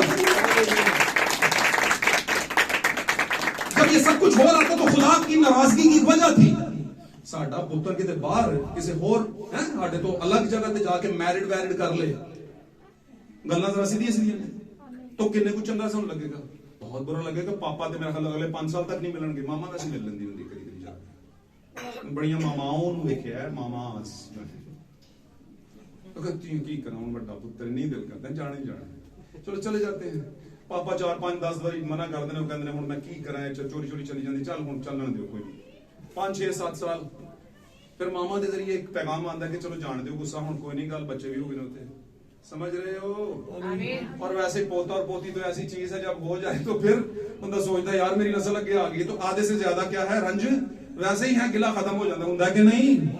होता होगा, दुनिया में ऐसे रिजल्ट निकलते हैं, पता चलता है। ओके, तो आहिस्ता आहिस्ता तो गॉड फादर जो हमारे जो पापा है आसमान पर, खुदा जो है, एलोहीम जो है, यहोवा जो है ना, उसको क्या जरूरत पड़ी थी कि नबी को एजबेल के पास भेजता? भाई उस एजबेल के साथ उसका अपना भी था। एजबेल के लिए नहीं भेजा, भेजा था किसके लिए? अपने के लिए, कि तू एक ही करतूत को लेने, और अब खोल दिया है तो अब देख बेटे। उसने जाकर कहा तू समझती है कि आसमान पर बारिश बरसाने का और देवता है, मैं कहता हूं जा एलिया कैन को, 3.5 साल तक कोई बारिश नहीं होगी, कोई बरकत नहीं आएगी, कोई रूह नहीं उतरेगा, जमीन पर काल होगा, मैसेज की कोई तालीम नहीं मिलेगी 3.5 साल तक। क्यों नहीं मिलेगी? वजह क्या? क्योंकि हमारे जमाने के एलिया ने कहा है ये महदूद मुद्दत का मैसेज है, और ये बाय चांस है, बाय चॉइस नहीं है। ये चांस मिलेगा आपको, किसी ने चोरी कीतियां सारियां ने मिले, हर किसी ने नहीं। ठीक है, तो वहां पर गया, उसने कहा खुदा यूं फरमाता है कि ऐसे होगा वैसे होगा। आमीन। क्या होगा? आसमान 3.5 साल तक पानी नहीं बरसेगा, और मैं देखता हूं कि तुम्हारे देवता कैसे फसल को उगाते हैं और पकाते हैं। और जो उसने कहा, अखयब और उसकी बीवी और उसकी फौजन लग गई उनके पीछे, और वो वहां से भागा। क्या हुआ? भागा। बातें ऐना गलम ध्यान न सुने, भाग कर चला गया, भाग गया, काल पड़ गया। खुदा ने क्या करीत के नाले पे चला, जब वहां पर तेरी परवरिश होगी, वहां पर पानी चल रहा था, लेकिन चूंकि बारिश नहीं हो रही थी, वो पानी भी तो रुकना था, है? बारिश तो हो ही नहीं रही जमीन पे, तो वो पानी जो चल रहा है उसने भी तो रुकना है। रुक गया पानी, नाला सूख गया। खुदा ने कहा नो प्रॉब्लम, पहले भी तूने गोश्त खाया था ना, अब भी तेरी परवरिश करूंगा। ले गया, और जब ले गया तो लिखा है पाक कलाम के अंदर, लूका बयान करता है क्या, बनी इस्राइल में, सॉरी वहां पर सारपत के इलाका में और बेवाएं नहीं थी, और विडोज नहीं थी, और जिनके हस्बैंड मर चुके थे और बहुत सी थी, लेकिन क्यों सारपत की उसी बेवा के पास भेजा गया? कोई तो गल सी उस बेवा, वो बेवा बीज सी खुदा दा, इस मारे नबी बेवा को लाया जिसका हस्बैंड नहीं है, मर चुका है, हैं? पाक कलाम में लिखा है रंडापे की जिंदगी काट रही थी वो। और ये भी बात बताता चलूं, बकायदा बाइबल मुकद्दस में लिखा है जब औरत का शोहर मर जाता था तो वो रंडापे के कपड़े पहनती थी, जैसे हिंदू लोग सफेद साड़ियां पहनाते हैं। कभी बात कर लेंगे इस पे। आमीन। वो ऐसी हालत के अंदर है जो कि बेवकी की हालत है, और उसके पास नबी को भेजा गया, और नबी को बोलता है, वो जाकर देखा लकड़ियां चुन रही हैं, जाके उससे कहता है कि मेरे लिए रोटी का फुलका बना के ले गया। उसने कहा इतना सा आटा, एक मुट्ठी आटा, थोड़ा सा तेल है, मैं और मेरा बेटा खाएंगे और मर जाएंगे, क्योंकि फिर जिस तरह पानी बंद हो गया भी खत्म हो जाएगा तो मरना ही है। उन्हें कहते नहीं तुसी मैं जो कहना वो कर, बाकी जो तू करनी हो कर पे। लेकिन उसने क्योंकि बीच थी बरगजीदा, उस गई और उसने चपाती बना के लाई, उसने खाई और उसने बरकत दी, और लिखा है उसके घर में से कभी आटा खाली नहीं हुआ। ये ब्लेसिंग थी। लेकिन इससे आगे बढ़ते हैं, हम अपने उसी मौजू पर रहेंगे। अब उधर फौजें लगी हुई हैं, काल पड़ा हुआ है, एजबिल और अखयब की फौजें लगी हैं, और ये जाकर छुपा हुआ है। अब ये सोया हुआ है, फरिश्ता खुदा ने भेजा, उसे उठाया, उसने उठ उठ बैठा। वहां पर खुदा ने इसके लिए खाना भेजा, लिखा है कोयले पर पकी हुई रोटी उसके लिए, भेजी उसके खा पी और मैं जो काम तुझे कहता हूं वो कर। इसने खाई फिर सो गया। फिर खुदावंद आया, उसने कहा खा पी, ये रोटी खा, ये मैं पी, ये पानी पी। आमीन। किसको कहा? एलिया को। और फिर क्या है, खुदावंद ने कहा अब निकल और जाकर अखीब और एजेबेल के पास जा। उसने कहा वो मुझे मारने के लिए निकले हुए हैं और तू मुझे वहीं पे भेजता है। उसने कहा तू जा और मैं वहां पर अजीब काम करूंगा। जब ये क्या तो वहां पर इसे रास्ते में अखीब मिला। अब अखीब जब मिला तो वहां पर इनकी गुफ्तगू हुई और गुफ्तगू के अंदर ये बात सही हुई, सेट हुई। उसने, नबी ने कहा, एलिया ने कहा कि खुदा चाहता है कि हम कहां पर आए? कोहे किरमल के ऊपर। कोहे किरमल जैसे दामने को पहाड़, किरमल की पहाड़ी, वहां पर आए और तू एजेबेल के 400 नबियों को वहां पर लेकर आना, उसके जो दस्तरखान पर खाते पीते हैं, जितने डिनोमिनेशनल नबी हैं उन सबको जो नबूवतें करते हैं, अकीदे बनाते हैं, उनको लेकर आना और तुम अपने बाल देवता की जो है पूजा करना और वहां पर एक कुर्बानी रखी जाएगी बैल काट कर, और उसको जो आग से जवाब दे, जो खुदा या देवता आग से जवाब दे वही सही खुदा होगा। अब ये आग से जवाब देने का मतलब समझते हैं? वहां पर 120 की जमात को जवाब मिला था आग से। सही होगी बात? कोहे किरमल के ऊपर लिखा है सुबह से शाम तक बाल देवता के पुजारी, वो 400 नबी लगे रहे ढोल और बहुत सी और चीजें बजाकर। आप जब इसे पढ़ेंगे तो और आपके लिए आसान हो जाएगा। और शाम की कुर्बानी का टाइम हो गया तो कुछ भी नहीं हुआ, किसी तरह की कोई आग नहीं उतरी। फिर एलिया उनके करीब आए और उसने गिरे हुए मसबे को दोबारा सही किया और उस पर बर्रा ज़बा करके रखा और उसमें 12 डोल पानी के जो उस पर उंडेले। आमीन। और आग नहीं जलाई, 12 डोल पानी के यानी 12 बाल्टियां पानी के उस पर डाल दी ताकि कोई कसर ना रह जाए कि कुर्बानी सूखी। आमीन। और उसके बाद उसने लोगों को बुलाया, उसने कहा करीब करीब हो जाओ सारे। और जब करीब करीब हो गए तो उसने कहा, उसने अपने हाथ आसमान की तरफ उठाए, उसने कहा इब्राहिम, इसहाक और याकूब के खुदा, आज ये लोग जान जाएं कि तेरे जैसा खुदा कोई नहीं है। और लिखा उसी टाइम पर आसमान पर से आग उतरी, अलग तरह की आग आसमान से उतरी। और उसने लिखा है लकड़ियों और पानी के, लकड़ियों के ऊपर जो पानी था उसके समेत उस कुर्बानी को चट कर गई। वो आग उतरी और उसने उस कुर्बानी पर अपना निशान जाहिर किया। उस आग के जरिए से क्या हुआ? जो एलिया की दुआ के जरिए से आई वो अलग तरह की आग थी। मरकजी बात जो मैं कर रहा हूं, अलग तरह की आग खुदा अपने नबी के जरिए से भेजता है। और नबी दुल्हन की ही तमसील होता है। नबी एक रास्ता होता है लेकिन दुल्हन से ताल्लुक रखने वाला रास्ता। नबी अपने जमाने का अलीअज़र होता है, जैसे इब्राहिम का नौकर अलीअज़र गया था इसहाक के लिए दुल्हन लेने के लिए। आपके जमाने की प्रॉफसी लेकर आने वाला नबी और 7वें जमाने का फरिश्ता वो दुल्हन का हिस्सा होता है। और खुदा हमेशा दुल्हन के सरकर्दा को देता है, दुल्हन के लीडर को देता है। क्या आपका पास्टर इस यीशु की दुल्हन का हिस्सा नहीं? क्या हम सब मिलकर यीशु की दुल्हन का हिस्सा नहीं? लेकिन क्यों फिर खुदावंद एक पास्टर को उठाता है और कहता है इस दुल्हन की तैयारी भी तू कर। लेकिन किसके जरिए? अपने जमाने के नबी की प्रोफेसीज के जरिए, उस आग के जरिए जो नबी के जरिए से आती है।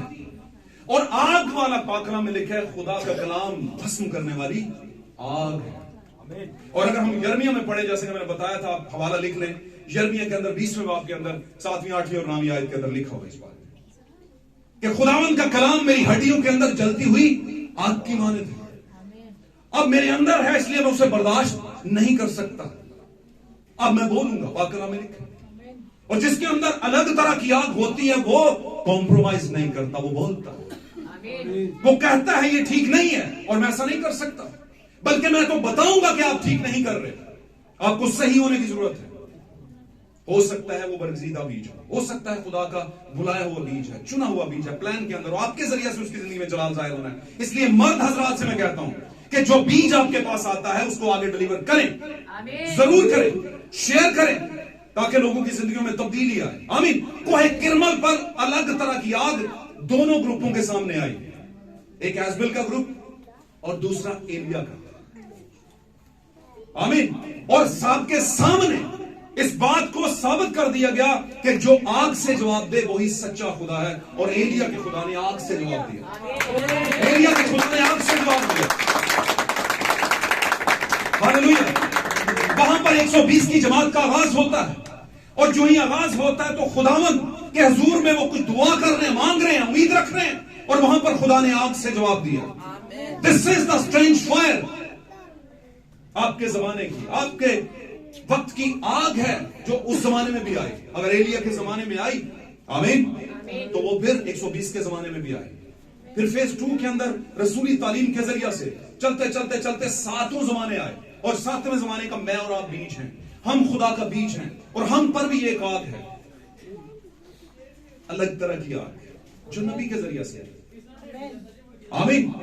और बाय द वे ये वो आग, और वो, क्योंकि मैंने बताया कि जो भी आग आएगी उस आग के नीचे जो तालीम होगी वही इस बात को साबित करेगी क्या ये खुदा की तालीम है या तंजीमों की तालीम है, कलीसियाओं की तालीम है, अकीदों की तालीम, वही साबित करेगी। आमीन। जब 120 पर आया तो साबित हुआ कि ये सही तालीम दे रहे हैं। आमीन।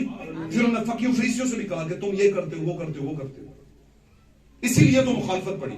फिर आगे चले तो 7 कलीसिया जमाने, पौलुस से पहला जमाना शुरू करें हमारे जमाने तक, विलियम ब्रैनम तक जो जमाना है, मैरियन विलियम ब्रैनम तक जो 7वां जमाना आता है, उसके अंदर 7 जमाने पूरे हो चुके हैं, उन्हें नहीं हो चुके हैं। 7 जमाने पूरे होने का मतलब है कि 7 जमानों में जो तालीम है वो पूरी हो चुकी है, मुकाशफात खुल चुके हैं, अब कुछ खुलना बाकी नहीं है। बात समझ आ रही है? आपके पास खुदा ने वो चीजें गाइडलाइन भेज दी है, बस आपने लेनी है, और लेने के लिए आपको किसी शेल्फ और किसी बुक शॉप पर जाना पड़ेगा। और बुक शॉप कौन सी है? बहुत सी बुक शॉप्स हैं, उनमें से एक बुक शॉप है जो सही गाइडेंस देगी आपको। और मैं बताता चलूं, यहां पर वही आग जो वहां पर उतरी। आखिरी बात लेने, बात बड़ी खास है। जब खुदा ने लावी और काहिन चर्च के अंदर बनाए, लावी और काहिन, लावी खिदमत करते थे और काहिन जो थे वो खुदा का कलाम सुनाते भी थे और कुर्बानियां भी गुजराते थे और आग भी जलाते थे। आमीन। ध्यान ना सुनेगा, ध्यान से सुनना। खुदा ने कहा हुआ था किताबे गिनती के अंदर, किताबे अहबार के अंदर भी इसका तज़किरा है, खरूज के अंदर भी थोड़ा सा, कि तू सोने का एक शमदान बनाना और उसकी 7 नलियां बनाना, 7 कैंडल्स। देखा किसी ने 7 नलियों वाला चिराग शमदान, उसका नीचे एक ही स्टैंड होगा, आगे से इधर 3 इधर निकली होंगी, 3 इधर और एक बीच की नली, 7 नलियां होंगी, और साथ में एक मस्बा होगा। मस्बा मतलब जहां पर खुदा की हजूरी से आग जलती थी और वो आग आसमान से उतरती थी। बात समझ रहे हैं?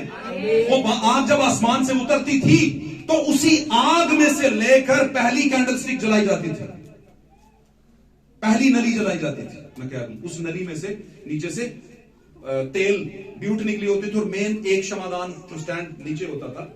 समझ रहे मेरी बात को? समझ रहे? नीचे वो था तेल का, और सारी ड्यूटें तमाम नलियों की उसी में जा रही थी और यहां से तेल ले रही थी। जब पहली आग जलाई जाती, खुदा की उतरी आग के जरिए से पहला चिराग जलाया जाता। इफ्सस का जमाना, पहला चिरागदान। आमीन। पहली कलीसिया में आग आई खुदाम की तरफ से, और वो कहीं और से नहीं ली गई, आसमान से आई, और उसी के जरिए पहला क्षमादान, पहला चिराग जला, पहली कलीसिया जली इफ्सुस के जमाने में पौलुस के जरिए से। हालेलुया। नाल रहे हो, ध्यान ना गालू समझ लियो। फिर जमाना दूसरा आया मार्ट अरीनियस का। अरीनियस के जमाने में जो आग लगाई, चिराग जो जला, वो कहीं और से आग नहीं, वही जो पहले को लगी हुई वहां से ली गई। और ये मैं तरीका बता रहा हूं जो खुदा ने बताया कि शमादान को कैसे तुमने जलाना है। पहले की आग पहले से आग लेके दूसरे को जलाना है, दूसरे की आग लेके तीसरे को जलाना है, तीसरे की आग लेके बोलिए चौथे को जलाना है, चौथे की आग लेके 5वें को, छठे को और फिर हमारे जमाने की आग भी पहले से ही आई है। This is the change fire. ये अलग तरह की आग है। जैसे उस जमाने में अलग तरह की आग थी, इसी तरह सातवें चिराग के अंदर भी अलग तरह की आग है जो लोगों को समझ नहीं आती, लेकिन लगी हुई है। जिनको लगी हुई है वो कहते हैं कि हाँ नू मजा क्यों नहीं आ रहा, क्या बात है। वो कहते हैं कि अच्छा इसकी टांग यहां पर थी, यहां पर करो, अच्छा इसकी टांग तो यहां पर थी, यहां पर करो। वो कहते हैं जा पाई, अच्छा साड़ा तंजीमी कलीसिया सिस्टम ना तबाह कर। गल समझ आ रही? पर याद रखना, जिस पर सही आग है और पहली आग से ली गई सातों में चली है, वो बोलेगा। यहां तो बुलाओ ना, और अगर बुलाओगे तो बोलेगा, वो रुकने वाला नहीं है। हालेलुया। क्योंकि नबी को कहा गया गला फाड़ कर चला और मेरे लोगों पर उनकी खताओं को जाहिर करके इत्थों तुसी खराब हुआ, इत्थों तुसी खराब हुआ, इत्थों तुसी खराब हुआ, इत्थों तुसी खराब हुआ। समझाई गल थी? तो पहले से दूसरे, दूसरे में तीसरे, और ये चिराग की नलियां 7 नलियां क्या हैं? 7 कलीसियाई चिराग हैं जिनमें एक ही आग आई है, और वो आग नीचे से नहीं ली गई बल्कि आसमान से आई है। Hallelujah, hallelujah. हमारा जमाना साथ था। हमारे जमाने की भी जो आग आई है, मैं बताऊं ये आग वैसे वहां पर आई है 120 की जमात पर। यही आग जो 120 की जमात पर आई पहले कलीसियाई जमाने के ऊपर, और पहला जमाना रोशन हुआ, ये इससे पहले भी कहीं पर आई है। मैंने बताया ना, एलिया के जमाने में आई है, जो आग से जवाब दिया, खुदा ने आग से जवाब दिया। और इससे पहले भी आई है। कब आई? जब बनी इस्राएल कूच कर रहे थे मिस्र से, तो रास्ते में आग का सतून था। उसी आग में से लेता था मूसा। गल समझे हो? पर प्रॉब्लम है, उस टाइम पर तो ये आग लोगों को पता थी खुदा की आग है, और खुदा की आग के जरिए से जो कलाम है वो सुनाया जाता है।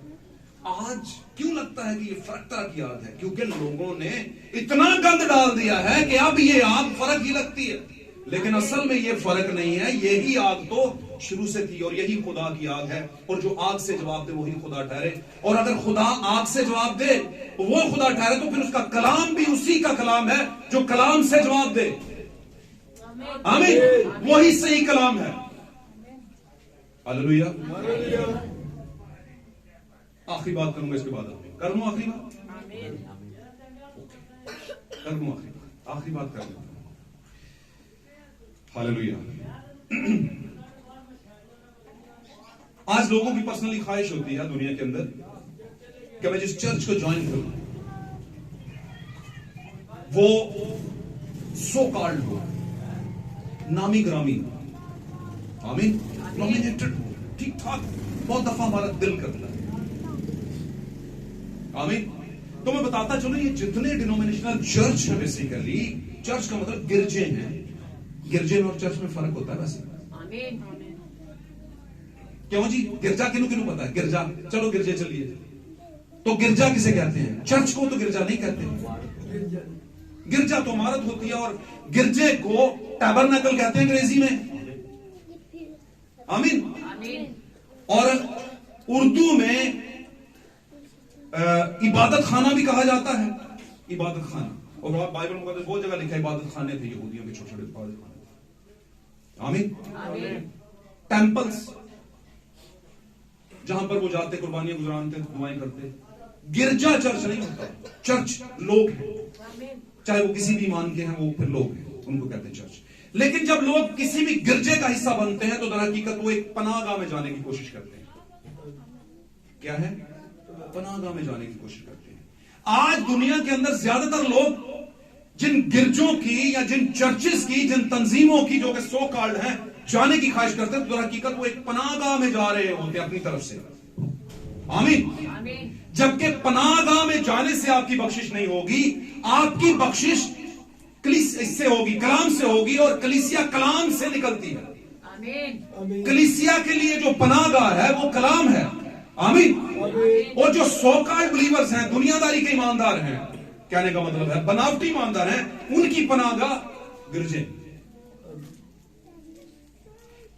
आमीन। उन्होंने अपनी पनाहगाह गिरजे को बनाया है और वो उन्हें पनाह देते। पनाह का मतलब सर्टिफिकेट चाहिए वो भी मिलेगा, है ना। जनाजा पढ़ना वो भी पढ़ाया जाएगा, बच्चे 10 साल के वो भी होगा, शादी का नकाह वो भी होगा, बाहर जाना है वो भी होगा, स्कूल में एडमिशन, सब कुछ ही ले लिया उन्होंने अपने ऊपर, है ना। आटे की बोरियां वो भी होंगी, दाल की बोरियां वो भी होंगी।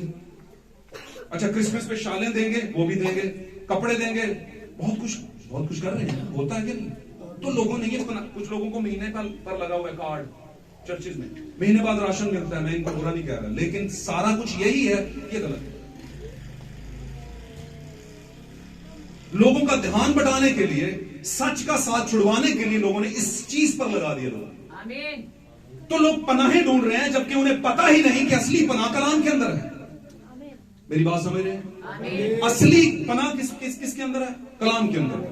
आमीन। क्योंकि और वो चाहते हैं कि मैं इसी कलीसिया में बपतिस्मा लूं। आमीन। और उनको दिया जाता है, उनको दिया जाता है। लेकिन याद रखें, इस बारे में खास बात बताने लगूं, जो ईमानदार हैं, जो अपने जमाने के कलाम के साथ चलते हैं, सही कलाम के साथ, वो गलत जगह पे दफन नहीं होते। अब होता ना बपतिस्मा लेने का मतलब क्या है? दफन होना और फिर जी उठना। पहले दफन होगे तो जी उठने की उम्मीद होगी ना। आमीन। तो दफन ठीक जगह पे नहीं हुए तो जी कैसे सही जगह से उठोगे? आमीन। क्या ख्याल है? अगर सही जगह पे दफन नहीं हुए तो फिर सही जगह से जी कैसे उठोगे? आप अगर बैप्टिस्ट पनाहगाह के अंदर चले गए, यानी बैप्टिस्ट गिरजे के अंदर, अगर आप पेंटिकोस्टल गिरजे के अंदर चले गए, अगर आप कैथलिक पनाहगाह, पेंटिकोस्टल कैथलिक गिरजे के अंदर चले गए, जो कि आपकी पनाहगाह, कैथलिक वालों की पनाहगाह कौन सी है? कौन सी है? कैथलिक गिरजा। इस्लाही बशारती कलीसिया की कौन सी पनाहगाह है? इस्लाही बशारती कलीसिया गिरजा। और वहीं पर चाहते हैं कि हम बपतिस्मा ले, यानी दफन हो। की ख्याल समझ आती करो? और हुए भी हैं और लगे हुए हैं दफन होने में। लेकिन याद रखना, नबी बयान करता है सही जगह पे दफन नहीं है तो सही जगह से उठेंगे नहीं। आमीन। आपका दफन होना भी सही होना चाहिए, फिर ही उठेंगे। इसकी मिसाल दूं, अब्राहम कहां पर दफन हुआ? उसने अपने लिए एक किताब खरीदा। किस जमीन के अंदर? वादे की सरजमीन के अंदर। और जब दफन हुआ तो याद रखिए, उससे पहले अयूब भी दफन हुआ। किस जमीन के अंदर? अब जब पढ़ेंगे तो ये वही जमीन थी जहां पर अयूब दफन हुआ। उसी जमीन के टुकड़े के अंदर अब्राहम दफन हुआ। और जब अब्राहम दफन हुआ तो उसकी बीवी भी उसी टुकड़े के अंदर दफन हुई। और फिर थोड़ा सा आगे चलते, पीछे बल के चलते हैं। मिस्र के अंदर जब यूसुफ था तो यूसुफ का बाप याकूब वहां पर गया, अपने 11 बेटों के साथ गया था कि नहीं? साथ रहे। जब वहां पर गया, रोटी शोटी खाई, बातें खुल गई, पता चला ये तो हमारा भाई है। और उसके बाद जब आगे बड़ी जिंदगी गुजारना शुरू हो गए मिस्र के अंदर, तो याकूब मरने की हालत में चला गया। बुजुर्ग था, ऐसा था कि नहीं? मरने की हालत में जा रहा था तो वो अपने बेटों को कहकर गया, क्या कहकर गया? कि मेरी हड्डियां यहां पर ना रहने देना। कहां पर लेकर जाना? उसी वादे के मुल्क में जहां पर नबियों ने कहा था कि वहां पर खुदावंद तुम्हें लेकर जाएगा। वो हड्डियां लेकर जाना। मैं सोचता हूं यार, इतनी देर हड्डियां कैसे स्टोर की होगी? क्या हड्डियां ले जाना। बिल्डिंग कितने से बनी है? वैसे मेन चीज क्या होती है? ईंट, खास, और ऊपर लेंटर किस पे खड़ा होता है? इन चीजों पे। ये चीजें ना हो तो ट्रकों से ट्रक लवा लो, सीमेंट बजरी। हड्डियां बीच में होंगी तो खड़ा होगा ना? समझे हो कि नहीं? तो वहां पर याकूब कह रहा है, मुझे मेरी हड्डियां ले जाना, मांस तो बचे ना बचे, मांस आप ही चढ़ा देगा हड्डियां। की ख्याल है? आमीन। वैसे आदम की पसली से क्या निकाला था? पसली निकाली थी। और फिर उस पसली हड्डी पर गोश्त कैसे चढ़ाया? आदम कहता है ये तो मेरी हड्डी में से हड्डी है, और गोश्त में से गोश्त कैसे हो गया? ये मेरी गोश्त में तो गोश्त खुदा चढ़ा देता है। तो हड्डियां, रॉ मटेरियल लेकर जाना। क्यों? क्योंकि मिस्र में दफन होना उसे कबूल, डिनोमिनेशन सिस्टम में दफन होना उसे कबूल, डिनोमिनेशन पनाहगाह गिरजे में दफन होना उसे कबूल नहीं था। आप अगर सही जगह पे दफन नहीं है तो कभी भी उठेंगे नहीं। गल समझे हो? आगे चलते हैं। वक्त आया, याकूब तो मर गया, उसके बाद यूसुफ का भी वक्त आने वाला था। अब यूसुफ ने भी कहा कि मैं तुम्हें कहता हूं कि खुदा तुम्हारी जरूर खबर लेगा। आमीन। मेरी बात समझे? तो वो यूसुफ की हड्डियों को भी साथ लेकर गए। आमीन। वादे की सरजमीन में। आमीन। क्यों था? क्योंकि सही वाली एक अलग तरह की आग उन पर उतरी हुई थी। आपको याद होगा, ये आग ने कभी पीछा इनका छोड़ा नहीं है। हालेलुया। खुदावंद का बीज सही फैसला करता है कहां पर मरना है। जहां पर मरेगा वहीं से तो उठेगा, और अगर सही जगह पे नहीं मरा तो सही जगह से उठेगा नहीं। सही कलीसिया में सही बपतिस्मा नहीं लिया तो उठेगा नहीं। बपतिस्मा दफन होने की अलामत है। झंडे के नीचे गुजरने वाला बपतिस्मा लिया है तो उठेगा नहीं। 3 में बपतिस्मा लिया तो उठेगा नहीं। आमीन। 2 में बपतिस्मा लिया तो उठेगा नहीं। हालेलुया। और बहुत सी ऐसी चीजें हैं, चींटे का बपतिस्मा लिया तो उठेगा नहीं, क्योंकि दफन तो हो गया, उठेगा नहीं। तो उठेगा कब? सही जगह पे दफन होगा तो फिर क्या है? उठेगा। जब ये सारे वहां पर दफन हुए तो यीशु मसीह आया, जान दी, आसमान पर गया।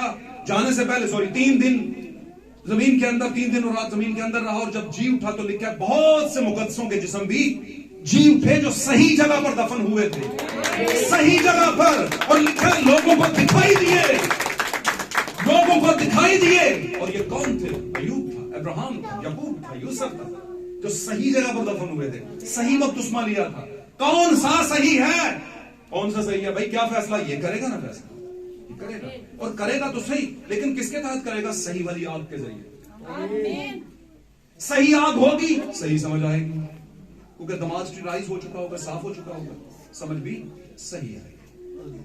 हालेलुया। 40 साल की मिनिस्ट्री मूसा ने वहां पर सीखी मिस्र के अंदर, लेकिन खुदा ने कहा मिनिस्ट्री जड़ी तेरे को ना इलम वाली नहीं चलेगी, क्योंकि इससे तू एक बंदा मार चुका है, तो ऐसे तू मारेगा, तो निकल यहां से।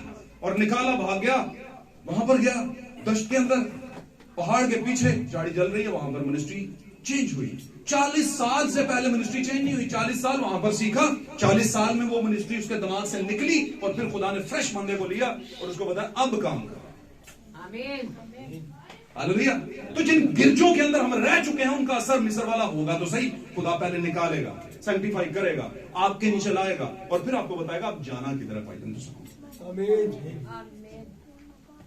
नवे सिरे में पैदा हो जाए, छठे जिंदगी पुरानी। बड़ा प्यारा गीत था किसी से। तो नवे सिरों का मतलब क्या? हम बहुत दफा पहले पैदा हो चुके होते हैं, लेकिन असल में वो पैदाइश होती ही नहीं है। बहुत दफा दफन हो चुके होते हैं, लेकिन वो जमीन सही होती ही नहीं। बहुत से चर्च गिरजों में हम पनागाहों के तौर पर मेंबरशिप लेकर हो चुके होते हैं, लेकिन एक वक्त ऐसा होता है हमें पैदा होने की जरूरत होती है, मेंबरशिप लेने की जरूरत नहीं होती, क्योंकि खुदा मेंबरों को नहीं लेने आ रहा, रुकनियत वालों को लेने नहीं आ रहा। खुदावंद जहां से निकले हुओं को लेने आ रहा है, जो पसली से निकले हैं, वो दुल्हन है। हालेलुया। और वहां पर सही जगह पर दफन थे, इसलिए जी उठे। आज के जमाने में भी अगर आप सही आपके नीचे हैं, सही जिंदगी गुजार रहे हैं, तो फिर सही जगह पे दफन होंगे, सही पैदाइश लेंगे, और यीशु मसीह की आमद जो कि होने वाली है जाहिरी तौर पर मतलब दुल्हन के लिए जाहिर होगा, वो हर किसी के लिए नहीं, उसको लेकर जाने वाला है, तो वो ही उठेंगे। पाक कलाम में लिखा, मूसा ने पौलुस ने कहा सबसे पहले वो जो मसीह में मुए वो जी उठेंगे। पर मुए कौन? बहुत बड़ा रेवलेशन है इसमें। कौन मुए जी यीशु मसीह में? जिन्होंने खुदावंद यीशु मसीह के नाम का बपतिस्मा लिया, सही वाली, सही जगह दफन हुए, सही जगह दफन, वो जी उठेंगे, सबसे पहले वो उठेंगे। याद रखना इस बात, तो सही जगह दफन हुए, तो सारे सही वाले सही जगह पे दफन हुए। हम अगर सही वाले हैं तो सही जगह पे दफन नहीं है, तो उठेंगे सही वाली जगह से नहीं। आमीन। क्योंकि खुदा ने हर चीज का एक मरकज रखा है, जहां पर उसकी हजूरी होती है वहां से अपने लोगों को उठाता है। आमीन। आज का हमारा टॉपिक था the strange fire. This is the strange fire. अगर आप पर ये वाली अलग तरह की आग नहीं है तो सोचें, मांगे खुदा से, कहें खुदा वो वाली आग जो इस जमाने के लिए उतरी है वो मुझे दे। आमीन। बेटी क्या सकती, भाई क्या सकती। अच्छा वैसे आपको उसकी बात बताऊं, जब आग लग जाती है तो आग को कुछ नहीं करना पड़ता, वो खुद ही गंद को साफ करना शुरू कर देती है, वो खुद ही जलाना शुरू कर देती है। समझ रहे हैं? पर आग के नीचे आना तो पड़ेगा, आपको टाइम तो देना पड़ेगा। तो फर्क तरह की आग हर जमाने में आई, हमारे जमाने में भी आई। आमीन। कभी मौका मिला तो उस पर मजीद बात करेंगे। तो हम में से हर किसी को चाहिए कि वो फर्क तरह की आग, अगर 120 की जरूरत थी, अगर एलिया की जरूरत थी, हैं, तो इस जमाने की 7वीं कलीसिया को, 7वें जमाने की कलीसिया में से निकले हुए जो लोग हैं उनको भी क्या है, उस आग की जरूरत है, क्योंकि सारे चिराग एक ही आग से जले हैं। और वो कौन सी? खुदा से उतरी हुई आग सारे कैंडलस्टिक को जला रही है। हमारे जमाने का भी चिराग जला हुआ है। Hallelujah, hallelujah. God bless you all. खुदा उनके जलाल के लिए दुआ करता हूं। खुदा आपको बख्शे। God bless you, God bless you. Hallelujah. आए हम सब अपनी आंखें बंद करेंगे और खुदावंद से इस खूबसूरत और कीमती कलाम जो आज उसने हमसे किया है, जो प्यारी बातें की, जो शायद वो पब्लिक में नहीं करता बल्कि अपनी दुल्हन से ही करता,